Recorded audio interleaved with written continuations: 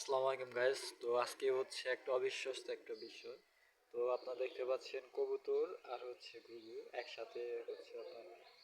একসাথে যাচ্ছে। তো যারা এই পর্যন্ত দেখেন নাই অবশ্যই দেখুন, লাইক কমেন্ট শেয়ার করুন। তো কবুতর একদিকে আর ঘুঘু একদিকে পাশাপাশি এক মানে থাকে আর কি। তো কবুতরটা হচ্ছে কি কবুতর, মোজা কবুতর মনে হয়। আর ঘুঘুটা হচ্ছে এখানে থাকে না, ঘুঘুর বাসা অন্য জায়গায়।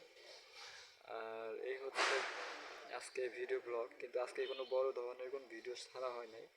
তো কবুত ঘুঘুটা এইদিকে আসছে, কবুতরটা একটু সাইডে হয়ে গেছে। দেখুন ওইদিকে ওইদিকে ওইদিকে ওইদিকে এদিকে। তো এই হচ্ছে ঘুঘু। তো আপনার হচ্ছে এই ধরুন এইভাবে ঘুঘু পালতে গেলে আপনার হচ্ছে দুটাই করতে হবে। বাসায় হচ্ছে চাউল ছিটা দিবেন বা খুদ ছিটা দিবেন, তাহলে ঘুঘু ধরতে পারবেন। তো একটা সহজ একটা নিয়ম। তো এই কবুতর, আমারও বাসায় কবুতর ছিল।